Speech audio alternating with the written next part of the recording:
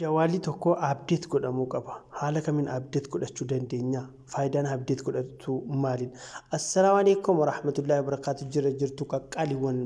baga jiraattan. Egaa barnoonni kiyya guyyaa irraa update godhachuu irratti hundaa'a jechuudha. Namni kamuu namni jawaala fayyadamu hundumti isaa jawaala isaa yeroo irraa haaromsuu jechuudha. Haaromsuun faayidaan isaa maali isa jedhuu fi jawaalli kee hin goggoga. Si jala allaga waan tokko daawuluud si gochuu dida bileestoorin si ajajamuu dida waan tokko siif ayyamamuu dida jawaalunti waan takka fakkeenya Facebook keessa seenuuf hojjette ciniinee qabee achi taa'ee si addeessi achi sanbooda keessa gal isa sana akkamitti sirreeffachuu dandeenya isa jedhuun isin garsiisa kallattii lamaan tokko haala Samsung irratti sirreeffataniif akkasuma Huawei irratti haala kamiin akka sirreeffatan jalqaba kan Huawei isin garsiisa.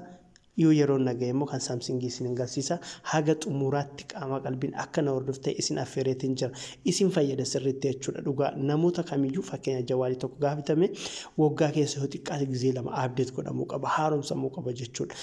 jawaaliin nashaaxaa godhata waan fete keessa galuudhaaf si'aan si galchaa jechuudha yoo sanan ta'in wanni hundi keessa guutee suuraa viidiyoo wanni adda addaa hundi keessatti walitti qabame si jalaa ciniina jawaalii si'a dhabaa jechuudha kanaafuu update godhamuun haala kamiin isin agarsiisa na hordofaa egaa jalqaba irratti siitingii keenya keessa inseena achi booda ol harkisnee jala kanatti system and update ka jettu kana inta kun achi booda ammasis kun receipt ka jettu kana irra dhufna jechuudha haala kanaan gosa sadiitu qoodee nuu fida egaa inni jalqabaa kuni receipt all setting kuni maalidha settingii keessatti ati qulfii tokko yookaan waan tokko wayii applicationii haa ta'u haala taa'umsa applicationii haa ta'u haala wantoota garagaraa jira settingii kana keessatti dhattee of jalaa balleessitee bakka isaatii kaastee deebisuudhaaf wallaalta si rakkisa jechuudha isa sana kana yoo gubdee ol deebiste fakkeenya haala kanaan jala kanatti argituumi receipt all setting jedha isa kana hin cuqaastu qulfii si fida security si gaafata security jawaala keetii hin gashita haala kana isii diimtuu kana hin cuqaasne jechuudha isii kana achi booda gubee ol deebi'a dhaamee ol deebi'a waan takka yaadin si jalaan gubu wala suuraa wala ayyishee viidiyoo si jalaa hin gubu inni gubbaa kuni jechuudha inni gubbaa kun inni lammataa receipt network isa gubbaa na hubattanii to'eeti yaada xumurree jira inni waan settingii ati of jalaa balleessite tokko bakkatti si deebisa applicationin ati duraan bakka qabsiifte hundisaa akka haariyaa atama jawaala bitteetti si deebi'a jechuudha wanni hundinuu bakka isaatti si deebi'a inni lammataa ammoo receipt network irratti jawaalli kee yoo rakkoo qabaata ta'e otomaatikii rakkoo godhate ta'e isa kanarratti gubdee bantaa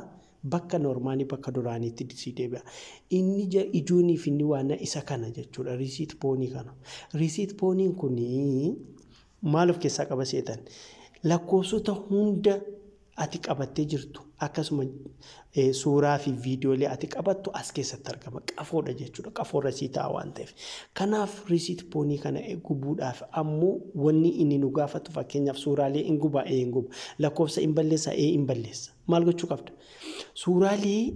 akka jiranuu fi viidiyoo waan si barbaachisu hunda drive keessa jechuudha drivein isa kam yoo kan jettan ta'e achuma kawaayii jala jira viidiyoo an hojjedhe waa'ee drive daqiiqaa 5 viidiyoo daqiiqaa 5 achi jala jira barnoonni isaa haalatti suuraalee drive keessa dhofachuu dandeessan viidiyoo sana ilaalaa kaatee achi keessa drive keessa suuraalee hanga qabdan viidiyoo hanga qabdan kaawwattanii kaatanii achi booda akkasumatti lakkoofsa ammoo poonii irraa qabdan hundasaa gara galchitanii lakkoofsa jawaala biraa yookaan qalamaan qabattanii kaatanii isa kanarratti cuqaastu jechuudha san booda jawaalli keessan qulqulluu ta'e haaraa ta'e isinii ba'a maal jechuudha update gootaniitu jechuudha jawaala keessan haaromsitaniitu jechuudha jawaalli haaromee jechuudha san booda suuraalee keessan akkasuma viidiyoo keessan drive keessa seentanii tokko tokkoon hundasaa jechuudha bakkatti deeffachuu dandeessu lakkoofsas akkasuma haala kanaan jawaala yoo update godhattan waan takka isin jalaa hin ciniinu guuteen jedhu maalin jedhu yeroo irraa jechuudha tartiiba kanaatiin yoo godhattan jawaalli keessan nagaasa isinii ta'a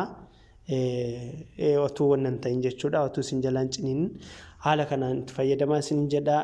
viidiyoo biraatiin haga walitti deebinutti wassalamu alaykum warahmatullahi wabarakatuh bye bye